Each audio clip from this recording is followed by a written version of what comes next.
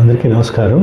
ఇది మీ వేణు. ఈరోజు నేను డిస్కస్ చేయాలనుకున్న టాపిక్ ఆంధ్ర, తెలంగాణలో అండ్ కర్ణాటకలో కూడా ఈవెన్ మన తెలుగు వాళ్ళు చేస్తున్నటువంటి వడ్డీ వ్యాపారాల గురించి జనరల్గా మాట్లాడుకోవడానికి ఏమీ ఉండదు అనిపిస్తుంది. కానీ దాంట్లో జరిగే దారుణాల గురించి నేను ఈరోజు డిస్కస్ చేద్దాం అనుకుంటున్నాను. ఇది చాలామందికి జరుగుతుంది, కానీ ఫ్రెండ్స్ నలుగురు కూర్చున్నప్పుడు డిస్కషన్కి వస్తుంది, కానీ ఎక్కడా కూడా హైలైట్ అవ్వట్లేదు, ప్రధానమైన చర్చగా నిలబడలేకపోతుంది. ఎందుకంటే ఇది అవేర్నెస్ లోపం ఒకటి అనుకోవచ్చు, లేదంటే చాలామంది ఇది బయటకు చెప్పినా ఏమీ ఒరగదు, ఏదైనా మోసం జరిగినా మనం బయటకు చెప్పుకోలేము, లీగల్గా ఇది మనకి ఎటువంటి హెల్ప్ రాదు ఇలాంటి విషయాల్లో అనే దానివల్ల ఎక్కడ హైలైట్ అవ్వట్లేదు మీడియా చర్చల్లో కానీ ఎక్కడ కూడా. ఎప్పుడు హైలైట్ అవుతుంది అంటే ఎవరో ఒకరు సూసైడ్ చేసుకుంటానో, లేకపోతే ఈ వడ్డీ వ్యాపారస్తుల మధ్య జరిగిన గొడవల వల్ల వ్యాపారస్తులు కానీ సామాన్య ప్రజలు కానీ జరిగిన గొడవల వల్ల ఏదన్నా మేజర్ ఇన్సిడెంట్ జరిగితేనో చర్చకు వస్తుంది. అంతకుమించి దీని గురించి ఎవరూ పట్టించుకోవట్లేదు. అండ్ ఈరోజు ఎందుకు వచ్చింది అంటే, ఈరోజు ఒక వార్తాపత్రికలో న్యూస్ చూశాను. తూర్పుగోదావరి జిల్లాలో గోదావరి జిల్లాలో ఒక మధ్య వయస్కుడు సూసైడ్ చేసుకున్నాడు. ఎందుకు అంటే ఒక 40 నుంచి 50 లక్షల దాకా అతను వడ్డీకి ఇచ్చున్నాడు డిఫరెంట్ పర్సన్స్కి. వాళ్ళు ఇప్పుడు మేము ఇవ్వము, ఏం చేసుకుంటావో చేసుకోండి అని చెప్తున్నారు. సో అతను కష్టపడి సంపాదించిన డబ్బులన్నీ అలా పక్కన వాళ్ళ దగ్గర ఆగిపోయి, నాకు వేరే మార్గం లేదు, సూసైడ్ చేసుకోవాల్సి వస్తుంది అని చెప్పి సూసైడ్ చేసుకున్నాడు. ఇది అతను సూసైడ్ నోటో వీడియోనో ఉంది కాబట్టి బయటకు వచ్చింది. ఇలా కనపడనివి చాలా జరుగుతున్నాయి. ఇక్కడ మెయిన్గా మనం ఎందుకు చర్చించాలనుకుంటున్నాను అంటే, ఈ మోసాల గురించి కొంతమందికైనా అవగాహన వస్తుంది, ఇలాంటి వాళ్ళ బారిన పడకుండా ఉంటారు అనే ఉద్దేశంతో ఈ వీడియో చేస్తున్నాను, అంతకు మించి వేరే ఏం లేదు. ఇక్కడ మెయిన్గా కరోనా తర్వాత అండ్ కరోనా టైంలో కూడా చాలామంది రియల్ ఎస్టేట్ రంగంలో పెట్టుబడులు పెట్టారు. ముఖ్యంగా మన తెలుగు వాళ్ళందరూ కూడా హైదరాబాద్ లాంటి నగరాల్లో చాలా వరకు పెట్టుబడులు పెట్టారు. ఇది ఎలా సాగింది అంటే, ప్రతి పల్లెటూరు నుంచి కూడా, ఆంధ్రాలో ఉన్న ప్రతి పల్లెటూరు నుంచి కూడా మినిమం 2-3 నుంచి దాదాపు 10-15 మంది వరకు బిల్డర్లు తయారయ్యారు. ఎలాగంటే వాళ్ళ ఊర్లో వాళ్ళకున్న పలుకుబడిని ఉపయోగించి కానీ, వాళ్ళు చెప్పే మాటల గారడీని ఉపయోగించి వాళ్ళు డబ్బులు కలెక్ట్ చేస్తారు. కొంతమంది 2 రూపీస్ ఇంట్రెస్ట్ ఇస్తామంటారు 100కి, కొంతమంది 3 రూపీస్ కూడా కలెక్ట్ చేసిన వాళ్ళు ఉన్నారు. ఇలా 1 రూపీ నుంచి 1.5 రూపీ, 1 రూపీకి ఎవరు ఇవ్వట్లేదు అనుకోండి, 1.5, 2, 2.5, 3 రూపీస్, అండ్ కొంతమంది మహానుభావులు 4 రూపీస్ కూడా తీసుకున్న వాళ్ళు ఉన్నారు. వీళ్ళు ఊర్లలో ఆడవాళ్ళ దగ్గర నుంచి ముసలి వాళ్ళ దాకా ఎవరిని వదలట్లేదు.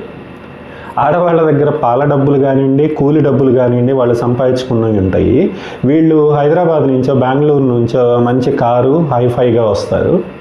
వచ్చి మాకు అక్కడ రియల్ ఎస్టేట్లో ఇలా జరుగుతుంది, అక్కడ ఒక బిల్డింగ్లోనే 25 లక్షల లాభం వచ్చింది, లేదంటే ఒక వెంచర్లో 1 కోటి రూపాయల లాభం వచ్చింది, ఇంకొక వెంచర్ని లేదా ఇంకో బిల్డింగ్ కన్స్ట్రక్షన్ స్టార్ట్ చేస్తున్నాము, మాకు ఇంకొక 50 లక్షలు కావాలి, ఇది పెడితే మీకు 2.5 వడ్డీ ఇస్తామనో 3 రూపాయలు వడ్డీ ఇస్తామనో నమ్మగలుగుతారు.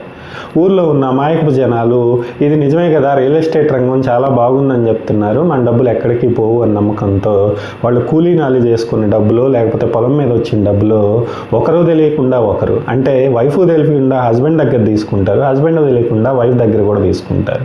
ఇలా చాలా జరిగినాయి. ఇలా మొత్తం తీసుకెళ్ళి వాళ్ళ చేతుల్లో పోస్తున్నారు. ఇక్కడ నమ్మకం ఏంటి అంటే, వాళ్ళు ఇచ్చే ప్రోనోటు, ఆ ప్రోనోటు లీగల్గా చెల్లదు అని చాలామందికి తెలియదు, తెలిసినా ఏమీ చేయలేరు. సో వీళ్ళు ఇలా తీసుకెళ్ళి ఇనీషియల్గా బాగానే జరిగింది రియల్ ఎస్టేట్ రంగం. ఎప్పుడు ఆంధ్రాలో లాస్ట్ 5 ఇయర్స్లో అభివృద్ధి లేని రోజుల్లో, అంటే ఇక్కడ ఇన్వెస్ట్మెంట్ చేస్తే డబ్బులు ఏమీ వెనక్కి రావు, రియల్ ఎస్టేట్ రంగం బాగా కుదేలైనప్పుడు, ఈ ఇసుకను బ్యాన్ చేసినప్పుడు కానీ అప్పుడు కానీ మొత్తం తెలంగాణకి మళ్ళీనాయి పెట్టుబడులు మొత్తం. అక్కడ మన రియల్టర్లు అందరూ ఏం చేశారు, 10,000 విలువ చేసే స్థలాన్ని పోటీలు పడి 20,000, 30,000 కొన్నారు. దాంతో పెట్టుబడుల శాతం పెరిగిపోయింది. పెట్టాల్సిన పెట్టుబడి. అండ్ కన్స్ట్రక్షన్ రంగంలో కూడా అనుభవం లేని చాలామంది రియల్టర్లు బయలుదేరారు.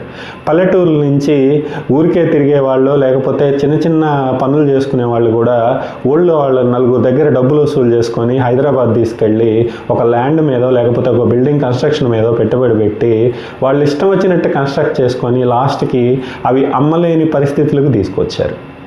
మీరు తెలుగు వాళ్ళు ఎవరిని కదిలిచ్చినా ఇప్పుడు చెప్తారు హైదరాబాద్ రియల్ ఎస్టేట్ రంగం ఎలా ఉంది అంటే. కోర్స్ కొంతమంది బ్లేమ్ చేయొచ్చు. ఒక గవర్నమెంట్ మారేసరికి పరిస్థితులు దారుణంగా మారినాయి, హైడ్రా వచ్చేసరికి పరిస్థితులు దారుణంగా మారినాయి.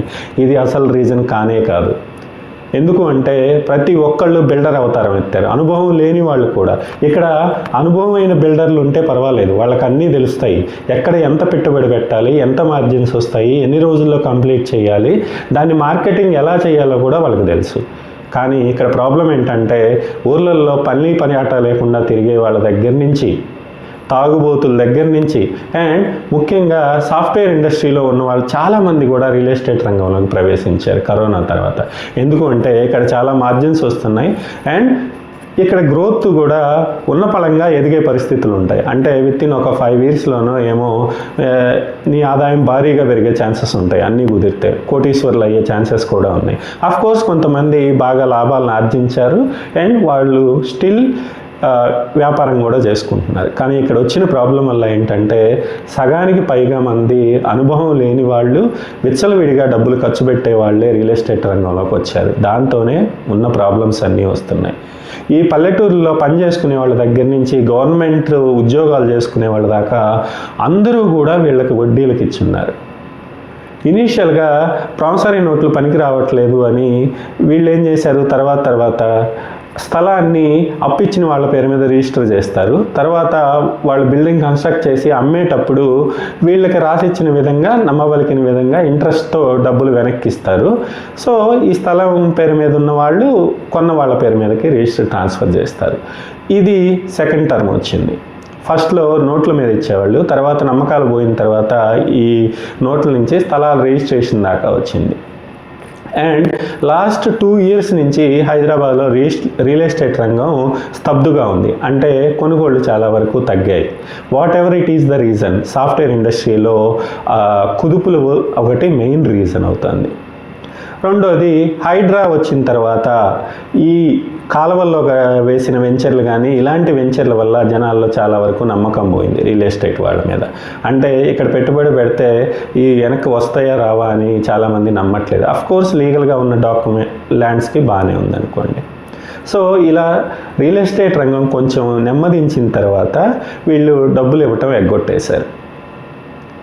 నిజంగా ఒక వ్యాపారస్తుడు కానీ ఒక బిల్డర్ కానీ వాడి తప్పు లేకుండా నష్టపోతే ఇక్కడ అర్థం చేసుకోవచ్చు. కానీ చాలామంది ఏం చేస్తున్నారు, వాళ్ళ విచ్చలవిడితనానికి సామాన్యుల్ని బలి చేస్తున్నారు. అంటే డబ్బులు ఇచ్చిన వాళ్ళని బలి చేస్తున్నారు. వీళ్ళకి అవగాహన లేమి వల్ల కానివ్వండి, లేకపోతే తొందరగా పైకి వెళ్ళాలనే ఇదితోటి విచ్చలవిడిగా పెట్టుబడులు పెట్టడం. ఇందాక నేను చెప్పినట్టు 10,000 విలువ చేసే స్థలానికి 20,000, 30,000 పెట్టుకుంటాం. ఇలాంటి వాటి వల్ల పెట్టుబడులు పెరిగిపోయి అంత రేటుకి వాడు అమ్మగలుగుతున్నాడు అంటే అమ్మలేని పరిస్థితి వచ్చింది ఇప్పుడు. సో బిల్డింగ్ కన్స్ట్రక్షన్స్ అయినా సరే 1 year, 2 years కూడా బిల్డింగ్స్ అమ్మలేని పరిస్థితులు వచ్చినాయి. ఇలాంటి వాళ్ళ వల్ల అప్పులు ఇచ్చిన వాళ్ళు, అంటే కూలీ నాలి చేసుకున్న వాళ్ళది ఒక ఎత్తు అయితే, గవర్నమెంట్ ఉద్యోగస్తులు కానీ వ్యాపారస్తులు కానీ వాళ్ళకున్న సేవింగ్స్ మొత్తాన్ని ఎక్కువ వడ్డీ వస్తుందని ఆశపడి వాళ్ళ పిల్లల పెళ్ళిళ్ళకో లేకపోతే స్థిరపడటానికో అవసరానికి ఉపయోగపడతాయి అన్న ఇదితోటి వీళ్ళకి వడ్డీలకు ఇచ్చి వాళ్ళందరూ నరక యాతన అనుభవిస్తున్నారు. ఎందుకు అంటే మీరు ఆలోచించండి, ఒక మిడిల్ క్లాస్ ఉద్యోగస్తుడు కానీ కష్టపడి పైకి వచ్చిన వాడు ఒక 40-50 లక్షలు వాళ్ళ సేవింగ్స్ నుంచి, లేదంటే వాళ్ళు పర్సనల్ లోన్స్ తీసుకొని వీళ్ళకి వడ్డీలకు ఇచ్చిన వాళ్ళు కూడా ఉన్నారు. అలాంటి వాళ్ళకి ఈ డబ్బులు ఆగిపోతే ఎంత బాధపడతారు అనేది ఈ రియల్ ఎస్టేట్లు ముసుగులో ఉన్న ఇవి వెధవలకు అర్థం కావట్లేదు. ఎందుకు అంటే ఒక మనిషి జీవితకాల సంపాదన అది. అతను ఎన్నో ఆశలు పెట్టుకొని ఉంటాడు, వాళ్ళ పిల్లల భవిష్యత్తు కోసమో, ఉద్యోగాల కోసమో, లేకపోతే చదువుల కోసమో, ఇళ్ళు కట్టుకోవాలనే ఆశతోనో ఎక్కువ వడ్డీలకి ఆశపడి వాళ్ళకి డబ్బులు ఇచ్చి ఉంటారు. అలాంటి వాళ్ళ కడుపు కొట్టి వీళ్ళందరూ అక్కడ కూర్చొని మాకు లాస్ వచ్చింది కాబట్టి మేమేమీ చేయలేము అని చేతులు ఎత్తేస్తున్నారు. లేదు అంటే రీసెంట్గా ఒక ట్రెండ్ మొదలైంది హైదరాబాద్లో. ఇది చాలామందికి తెలుసు, మేబీ బయటకు చెప్పడానికి సిగ్గుపడుతుండొచ్చు. సెటిల్మెంట్ గ్యాంగ్స్ని వెంటేసుకొని తిరుగుతున్నారు ఈ రియల్ ఎస్టేట్ వాళ్ళు. అంటే హైదరాబాద్లో లోకల్గా ఉన్న గ్యాంగులను ఒక 10 మందిని వెంటేసుకొని సెటిల్మెంట్స్కి పిలుస్తున్నారు అప్పిచ్చిన వాళ్ళని. హోటల్ రూముల్లోనో ఎక్కడో కూర్చోబెట్టి బలవంతంగా వాళ్ళ చేత వాళ్ళ పేరు మీద ఉన్న ఫ్లాట్ని బదలాయించుకొని వాళ్ళకి 10 లక్షలు ఇవ్వాల్సిన వాళ్ళకి 5 లక్షలు లేకపోతే 2 లక్షలు చేతిలో పెట్టి పంపించేస్తున్నారు బెదిరించి. ఇలా చాలా సెటిల్మెంట్స్ జరుగుతున్నాయి. కాకపోతే ఈ మధ్య ఆంధ్ర వాళ్ళు కూడా కేసులు పెడుతున్నారు హైదరాబాద్లో అలా బెదిరిస్తే. సో ఇప్పుడు కొంచెం కంట్రోల్లోకి వచ్చింది అని చెప్తున్నారు హైదరాబాద్లో ఈ సెటిల్మెంట్ గ్యాంగ్ ఆగడాలు. కానీ ఇక్కడ నేను చెప్పదలుచుకున్నది ఒకటే, మీరు నిజంగా రియల్ ఎస్టేట్ రంగంలో అనుభవం ఉండి పరిస్థితుల ప్రభావం వల్ల లాస్ వస్తే మీరు అప్పులు ఇచ్చిన వాళ్ళని పిలిచి మాట్లాడి మాకు ఈ పరిస్థితుల్లో లాస్ వచ్చింది మేము ఇంత ఇవ్వగలమని చెప్తే అది ఒక రకం, అది అర్థం చేసుకోవచ్చు ఎవరైనా సరే, పరిస్థితుల ప్రభావం అనుకోవచ్చు. కానీ మీ విచ్చలవిడితనానికి, మీ అనుభవం లేనికి, మీ తాగుబోతుల ఖర్చులు పెరగటం వల్ల, మీరు చేసిన విచ్చలవిడి ఖర్చుల వల్ల లాస్ తెచ్చుకొని ఇప్పుడు అప్పిచ్చిన వాడికి మేము ఎగ్గొడతామంటే అది ఎంతవరకు న్యాయం? ఇక్కడ ఇంకో పాయింట్ ఏంటంటే వాళ్ళ దగ్గర లేక ఎగ్గొట్టట్లేదు. ఇక్కడ ఈ మధ్య పెరిగిన ఇదేంటంటే వాళ్ళ సేఫ్టీగా కొంత అమౌంట్ని కానీ కొంత ల్యాండ్ని కానీ వాళ్ళ ఇంట్లో వాళ్ళ పేరు మీద వేరే వాళ్ళ పేర్ల మీద పెట్టుకుంటున్నారు, పక్కకు తీసుకుంటున్నారు. పక్కకు తీసుకొని నా పేరు మీద ఏం లేదు, నాకు లాస్ వచ్చింది, నేనేమి ఇవ్వలేను అని చెప్తున్నారు. ఇది ఎంతవరకు న్యాయం అసలు? ఫర్ ఎగ్జాంపుల్ నేను ఒక ఎగ్జాంపుల్ చెప్తాను. ఒక బిల్డరు దాదాపు 10 కోట్లు ఇన్వెస్ట్ చేశాడు కన్స్ట్రక్షన్స్ మీద. 10 బిల్డింగ్లు కట్టాడు, 8 నుంచి 10 బిల్డింగ్లు కట్టాడు. ఏది అమ్ముడు పోలేదు లాస్ట్ 2 years నుంచి. అతనికి అప్పులు ఇచ్చిన వాళ్ళంతా ఫోన్లు చేస్తుంటే ఫోన్ ఎత్తలేదు. ఒక 1 year నుంచి ఎఫ్స్కాండ్లో ఉన్నాడు. తీరా తెలిసింది ఏంటంటే అతను ఒక 5-6 కోట్ల రూపాయలు పక్కన ఇన్వెస్ట్ చేసుకొని హైదరాబాద్ అవుట్కట్స్లో ఎక్కడో డైరీ ఫామ్ పెట్టుకున్నాడు 5-6 కోట్లు ఇన్వెస్ట్ చేసి. అతని ఫ్యామిలీ బాగానే రన్ అవుతుంది. కానీ కూలీ నాలి చేసుకున్న వాళ్ళు లేకపోతే ఎక్కువ వడ్డీకి ఆశపడి ఉన్న మొత్తాన్ని అతనికి ఇన్వెస్ట్ చేసిన వాళ్ళు ఇప్పుడు ఏడుస్తున్నారు. ఇలాంటి సినారియాలు ఎక్కువగా వినిపిస్తున్నాయి ఇప్పుడు. ఈవెన్ పల్లెటూరులో కూడా చాలామంది ₹1 కోటి 2 కోట్లు ఎగ్గొట్టడం అనేది కామన్ అయిపోయింది ఇప్పుడు చిన్న చిన్న పల్లెటూరులో కూడా. ఆ ₹1 కోటి ఎగ్గొట్టడం వల్ల ఒక 10 ఫ్యామిలీస్ లేకపోతే 15 ఫ్యామిలీస్ వాళ్ళ లైఫ్ టైం సేవింగ్స్ని పోగొట్టుకుంటున్నారు. ఇక్కడ మొరాలిటీ గురించి బాధలేదు వీళ్ళకి. జనాలు ఏమైపోతారు, సూసైడ్ చేసుకొని చచ్చిపోతున్నారు, అయినా వీళ్ళు పట్టించుకోవట్లేదు. అంటే ఇక్కడ డబ్బు అనేది ప్రధానం అయిపోయింది. మనిషి ప్రాణం కన్నా, బంధుత్వాల కన్నా, విలువల కన్నా డబ్బుకు ఎక్కువ విలువ ఇస్తున్నారు వీళ్ళు. ఇది పట్టణాల్లో ఉందంటే అనుకోవచ్చు, ఈవెన్ పల్లెటూరుల దాకా పాకిపోయింది ఈ వ్యసనం అనేది. ₹1 కోటి 2 కోట్లు అప్పు తీసుకుంటారు. మేము హైదరాబాద్లోనో బెంగళూరులోనో ఎక్కడో రియల్ ఎస్టేట్ చేస్తున్నాము 10 మంది దగ్గర. వచ్చి సడన్గా వచ్చేసి నాకు అక్కడ లాస్ వచ్చింది, నా దగ్గర డబ్బులు ఏం లేవు, నా పేరు మీద ఏం లేవు అని చెప్తున్నారు. డబ్బులు ఇచ్చిన వాళ్ళందరూ ఊర్లో వాళ్ళు కానీ బయట వాళ్ళు కానీ ఏమీ చేయలేక కామ్గా ఉండిపోతున్నారు. కొంతమంది గొడవలు పెట్టుకుంటున్నారు, కానీ లీగల్గా ఏమీ చేయలేని పరిస్థితి కాబట్టి వాళ్ళు సైలెంట్ అయిపోతున్నారు. ఆఫ్టర్ 6 months తర్వాత 1 year తర్వాత ఆ ఎగ్గొట్టిన వాడి పరిస్థితి చూస్తే అందరికీ ఆశ్చర్యం వేస్తుంది. వాడు ఒక 10 ఎకరాల పొలం కొంటాడు, మళ్ళీ వ్యవసాయం మొదలు పెడతాడు, లేదా ఏదో ఒక బిజినెస్ పెడతాడు, లేదా టౌన్లో ఒక పెద్ద బంగ్లా కట్టుకొని వాడు నివసిస్తూ ఉంటాడు. అప్పటికి కానీ వీళ్ళందరికీ అర్థం కాదు వీడు మోసం చేశాడు, కానీ వాడిని ఏమీ చేయలేరు, లీగల్గా ఏమీ చేయలేమనే భావంతో వదిలేస్తున్నారు. వీళ్ళ పాటికి వీళ్ళు మదన పడుతూ కూర్చుంటున్నారు. చాలామంది సూసైడ్ కూడా చేసుకుంటున్నారు ఇలా డబ్బులు అప్పులు ఇచ్చి. సో ఈరోజు ఒకతను చనిపోయాడు కాబట్టి ఈ వడ్డీ వ్యాపారస్తులు, అంటే వడ్డీకి డబ్బులు తీసుకొని ఎగ్గొట్టే వాళ్ళ బాగోతాలు కొద్దిగా హైలైట్ అయింది. కానీ ఇలాంటివి ప్రతి ఊర్లో జరుగుతున్నాయి. కానీ ఇక్కడ ప్రాబ్లం ఎక్కడొస్తుంది అంటే ఇలాంటి మోసగాళ్ళ వల్ల అవసరానికి నిజంగా తిరిగి ఇవ్వాలనుకునే వాడికి కూడా 10,000 కూడా అప్పు ఇవ్వలేని పరిస్థితి వచ్చింది. ఆంధ్రాలో ఈవెన్ మా జిల్లా ప్రకాశం జిల్లా అనుకుంటే ప్రకాశం జిల్లానే కాదు, చాలా జిల్లాల్లో ఇదే పరిస్థితి. అంటే నమ్మకం అనేది పోయింది. ఇక్కడ డబ్బులు ఇస్తే తిరిగి రావు అని బలంగా నమ్ముతున్నారు 100% మంది. నువ్వు ఎంత మంచివాడివైనా సరే మేబీ పరిస్థితులు తిరగబడితే వీడు కూడా ఎగ్గొడతాడేమో, నేను ఇవ్వలేను అని చెప్తాడేమో అని భయపడి అత్యవసరాలకి 10,000 కూడా దొరకని పరిస్థితులు వస్తున్నాయి. నేను ఈ వీడియో ఎందుకు చేస్తున్నానంటే ఇలాంటి విషయాల గురించి. అంటే నిజాయితీ పరులకు కూడా అత్యవసరమైనా సరే డబ్బులు పుట్టలేని పరిస్థితిని తీసుకొచ్చారు ఇలాంటి మోసగాళ్ళందరూ. ఇలాంటి మోసగాళ్ళు మేబీ డబ్బులు వెనకేసుకొని మిగతా వాళ్ళకి ఎగ్గొట్టడం వల్ల వాళ్ళ పిల్లల లైఫ్ ప్రస్తుతానికి బాగుంటుందేమో, కానీ భవిష్యత్తులో ఖచ్చితంగా దెబ్బతింటారు. ఎందుకు అంటే వాళ్ళు ఏమి నేర్పిస్తున్నారు వాళ్ళ పిల్లలకి? పక్కన వాళ్ళని మోసం చేసి అయినా సరే డబ్బు సంపాదించాలి అని నేర్పిస్తున్నారు. వాడు అలాగే స్టార్ట్ చేస్తాడు, వీడిని మోసం చేసేవాడు ఇంకొకటి దొరుకుతాడు ఖచ్చితంగా. అప్పుడు వాడికి అర్థమవుతుంది ఈ బాధ ఏంటి అనేది, మోసపోయిన వాళ్ళ బాధ ఏంటి అనేది. కానీ ఈలోపే జరగాల్సిన నష్టం జరిగిపోతుంది. చాలామంది ఆత్మహత్యలు చేసుకుంటున్నారు. సో ఇక్కడ నేను చెప్పదలుచుకుంది ఏంటి అంటే, ఎవరైనా సరే ఎక్కువ వడ్డీలకు ఆశపడి అప్పులు ఇచ్చేటప్పుడు మీరు ఆలోచించండి, అతని బ్యాక్గ్రౌండ్ ఏంటి, అతని ప్రీవియస్ హిస్టరీ ఏంటి, అతను ఎలా వ్యాపారం చేస్తున్నాడు, అండ్ కరెంట్ సిచ్యువేషన్స్ ఏంటి. మనం అప్పు ఇచ్చేటప్పుడే కరెంట్ సిచ్యువేషన్స్ ఏంటి, అతను ఏ ఏరియాలో కన్స్ట్రక్ట్ చేస్తున్నాడు, అతను ఏ ఏరియాలో బిజినెస్ చేస్తున్నాడు, అక్కడ మార్కెట్ ఉందా లేదా, ఇలాంటివన్నీ ఆలోచించాల్సిందే. ఎందుకు అంటే మీరు ఇవన్నీ ఆలోచించకుండా అతని ఫేస్ని చూసో అతని మాటలు నమ్మో మీరు ఇస్తే తర్వాత మీరే బాధపడాల్సి వస్తుంది. అండ్ ఇక్కడ నేను చెప్పదలుచుకుంది కూడా అదే, ఆలోచించండి డబ్బులు అప్పిచ్చేటప్పుడు. ఇంతకుముందు వడ్డీ వ్యాపారస్తులు ఉండేవాళ్ళు మన చిన్న చిన్న టౌన్ దగ్గర నుంచి పెద్ద టౌన్ దాకా.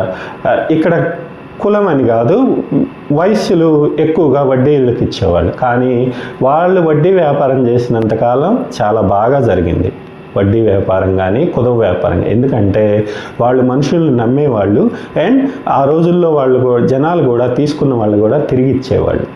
నాకు బాగా గుర్తు, మా ఏరియాలో వ్యవసాయదారులు అందరూ కూడా మా నియర్ బై టౌన్లో ఉన్న వైశ్యుల దగ్గరికి వెళ్ళి అప్పులు తెచ్చుకునేవాళ్ళం. మా ఫాదర్ వాళ్ళు కానీ వేరే వాళ్ళు కానీ అందరూ కూడా 1 year తర్వాత పంట చేతికి వచ్చిన తర్వాత వాళ్ళకి తిరిగి ఇచ్చేవాళ్ళు. అప్పుడు వడ్డీ కూడా నామమాత్రమే అనుకోండి, రూపాయి వడ్డీ, ₹10 వడ్డీ, పావలా వడ్డీ కూడా ఉండేది. నాకు బాగా గుర్తు, ఆ వడ్డీ ఇచ్చిన వాళ్ళు అప్పుడప్పుడు ఊరికి వచ్చేవాళ్ళు పంట చేతికి వచ్చాక. ఏమయ్యా డబ్బులు వచ్చినాయా, ఈ సంవత్సరం వ్యవసాయం ఎలా ఉంది అని అడిగేవాళ్ళు. ఈ సంవత్సరం వ్యవసాయం బాగలేదు బాబు అంటే, బాగలేదు బాబాయ్ అనో పెదయ్య అనో పిలిచేవాళ్ళు వాళ్ళని కూడా. వాళ్ళు కూడా మమ్మల్ని పిల్లల్లాగే ట్రీట్ చేసేవాళ్ళు. అంటే సరేలే నెక్స్ట్ ఇయర్ చూద్దాంలే, వడ్డీ ఏం అవసరం లేదులే, నెక్స్ట్ ఇయర్ నీకు బాగా వచ్చినప్పుడే ఇవ్వు అని వెళ్ళిపోయేవాళ్ళు. అలాంటి సిచ్యువేషన్ నుంచి ఇప్పుడు వడ్డీ వ్యాపారాన్ని నమ్మలేని స్టేజ్కి తీసుకొచ్చారు వెధవలంతా కలిసి. ప్రతి ఒక్కళ్ళు రియల్ ఎస్టేట్ రంగం, ఊర్లో ₹10 ఉన్న ప్రతి వాడు నేను బిల్డర్నని హైదరాబాద్కు బయలుదేరుతాడు. సంచి వేసుకొని 10 మంది దగ్గర 10 లక్షలు 20 లక్షలు కలెక్ట్ చేసుకొని హైదరాబాద్ వెళ్తారు. వీళ్ళు నిజంగా రియల్ ఎస్టేట్ వ్యాపారం చేస్తారా అంటే చేస్తారు, కానీ అది ఎలా చేస్తారు, అనుభవం లేని వల్ల ఇందా చెప్పినట్టు 10,000, 20,000, 40,000 కొంటారు. అది 3 monthsలో కన్స్ట్రక్ట్ చేయాల్సిన దాన్ని 1 year కన్స్ట్రక్ట్ చేస్తారు లేజీనెస్ వల్ల. ఈలోపు మార్కెట్ పడిపోతుంది. సో ఈ వీడియో చూసిన వాళ్ళు ఎవరైనా సరే మీకు ఇలాంటి పరిస్థితి ఎదురైతే మీరు ఎక్కడన్నా ఇన్వెస్ట్ చేయాలి ప్రైవేట్గా అనుకుంటే మాత్రం చాలా జాగ్రత్తగా ఇన్వెస్ట్ చేయండి. అండ్ నా రిక్వెస్ట్ ఏంటి అంటే, మీ ఫ్రెండ్స్ ఎవరైనా సరే, తెలిసిన వాళ్ళు కానీ మీ చుట్టాలు ఎవరైనా సరే అత్యవసర పరిస్థితి ఉంది అని మీకు తెలిస్తే సహాయం చేయండి. పక్కన వాళ్ళు మోసం చేస్తున్నారు కదా అని చెప్పి మీరు సహాయం చేయకుండా ఆపకండి. అలా చేసుకుంటూ పోతే లాస్ట్కి మానవత్వం అనేదే మిగలదు. ఎవరికి సహాయం చేసే పరిస్థితి ఉండదు. అది మొత్తం వ్యవస్థల్ని కుప్పగొలుస్తుంది. సో మన చేతులతో మనమే వ్యవస్థల్ని కుప్పగొలుచుకోకండి. మీకు నిజంగా తెలిసి అతనికి అవసరం అనుకుంటే ఖచ్చితంగా సహాయం చేయండి. Thank you.